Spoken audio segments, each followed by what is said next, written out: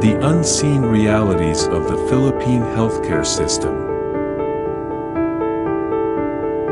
Behind every long hospital line and every heartbreaking story of a family struggling to afford medical care lies a bigger truth. Today, we're pulling back the curtain to talk about the unseen realities of the Philippine healthcare system, the good, the bad, and the heartbreaking. It's 4 a.m. at a government hospital. Patients are lined up outside, hoping to be seen by a doctor. Some have traveled for hours from far-flung provinces, while others have been waiting for days, hoping their turn will come. Why is it that in a country with so much talent and potential, basic healthcare remains out of reach for so many? Let's start with public hospitals. These facilities are supposed to be the safety net for Filipinos who can't afford private care. But the reality? They're overburdened. Imagine a single doctor handling dozens of patients in one shift. Nurses juggling multiple critical cases with limited resources. It's not that these professionals aren't trying their best, it's that the system is stretched too thin. On the flip side, there's private healthcare. It's faster, it's more comfortable, but let's be honest, it's not for everyone. Ako kasi nahirap ng buhay namin. Gusto ko makatapos yung mga anak ko sa pag-aaral. Tapos ganito yung nangyari.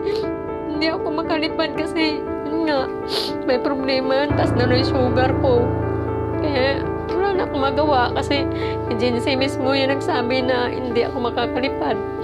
Hindi po, okay naman po yung mga gamit doon. Okay po yung mga doktor doon. Hindi rin. Bakit? Katulad ng community, pag wala kang kilala dyan, ang hirap pumasok eh. Lagi sinasabi nila, walang kwarto, walang ano. Kaya kung may pera ka, mag-private ka na lang.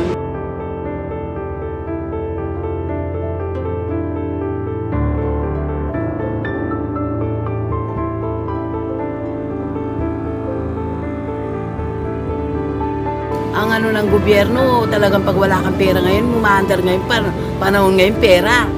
Doon sa lugar namin, pag wala kang pera, hindi ka papapasukin. Kailangan may down ka. Kahit may emergency. Oo, kahit emergency, mamatay ka na.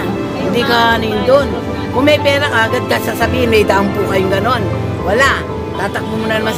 Sa provincial naman, humingi din pera. Kung wala ka rin pera, hindi rin lalabas yung gamot. Ganon ang mga ano doon. Ang buhay ngayon talagang pera-pera lang. Ako kahit malabas sa TV, hindi ako takot. Pera-pera lang ang ano ngayon. Kung wala kang pera, mamamatay ka na. Kung may pera ka, oo, may sarili kang doktor, o yun. Eh yung anak ko nga, hanggang ngayon, hirap na hirap nga kami. Siya lang anak kong babae. Ako lang naghahanap buhay. Siyempre, diabetic, ano? O, halos butot balat na lang yung anak ko, eh. Talagang hindi na napapayak na lang ako. Ako na lang nagtatrabaho ngayon sa ano, malang iniwan ng asawa yung anak ko. Tapos, kung wala kang pera, wala. Nabenta na yung bahay ko sa pagkagamot sa kanya. May nakatira lang kami, nakikitira lang kami. Kung talaga may matakbuhan na ako, talagang iiyak ko ng tulong dahil kailangan ko yung ano ng anak ko, siya lang mag-isang babae ko. Pero tinataguyod ko kahit ang hirap nang nagtitinda ng ganyan. Pero pag wala kang pera, marami na akong experience. Halos kami tinatanggihan na ng ospital dahil wala kaming pera.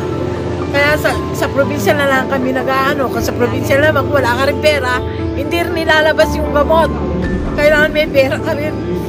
Ganyan ang gobyerno, ganyan ang patakaran ngayon.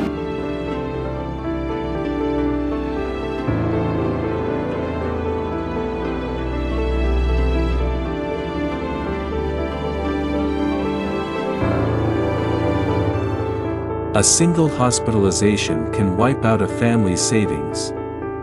In a country where millions live paycheck to paycheck, the choice between health and financial survival is a painful one. I've heard stories of families selling their land, taking out loans, or worse, losing loved ones because they couldn't afford the care they needed.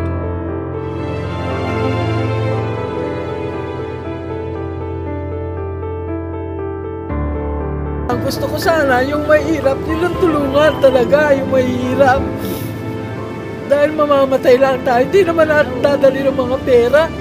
Dapat yung mayayaman magtulong sa mahirap, yung kailangan. Yun ang gusto ko mangyari sa buhay ng mga taong mahirap. Kasi yung may pera na lang. Ngayon eh, mahirap na lang. Ganun ang gusto ko sana yung mayayaman. Mag-ibigay naman sa mga mahirap, yung mga kailangan talaga. Ganun lang inaano ko sana sa patakaran ko. Kung ako sang alagayan nila, kung sobra-sobra yung pera, mabibigay ko. Pero wala po Ang pag ngayon, pag mahirap ka na lang. Ganyan na lang ang buhay ngayon.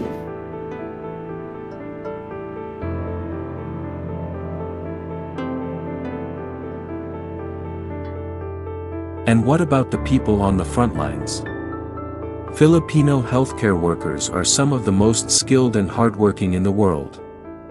Many of them leave the country for better opportunities abroad. Why? Because here, they're underpaid and overworked. How can we expect to improve healthcare when we're losing our best and brightest to other countries? Asawa ko. Kasi ang asawa ko ngayon nagkaroon ng kidney chronic disease, CKD. Ang inaano ko lang dito, pag dialysis, kasi nagkaroon siya ng kidney nung August. Kaya yan nagda-dialysis siyempre. Para sa akin, bilang isang asawa, health worker, napakalaking bagay na makakukuha ko yan na 135 na pambili rin ng gamot. Healthcare workers. Wala talagang totoong pagkalinga ng ating gobyerno pangangalaga sa ating mga health workers. Una, matagal na tayong nananawagan ng nakabubuhay na sahod. No? Sa Southeast Asia, tayo ang pinakabarat magpasahod ng mga health workers. Pangalawa, yung hindi makataong paggawa, no? Yung sinasabi na ratio na nurse-to-patient ratio is 1:12, hindi po yun nagagawa ng ating department. But it's not all bleak. There are people fighting to make a difference. Community health programs, NGOs, and even individuals stepping up to help where the system falls short. And there are reforms being pushed, but the question is, are they enough? So, what can we do? How can we demand better from our leaders? How can we support our healthcare workers and ensure that no Filipino has to choose between life and bankruptcy? These are tough questions, but they're questions we need to ask. The Philippine healthcare system has its flaws, but it also has hope. Change won't happen overnight, but together, we can push for a better future, one where every Filipino has access to the care they deserve.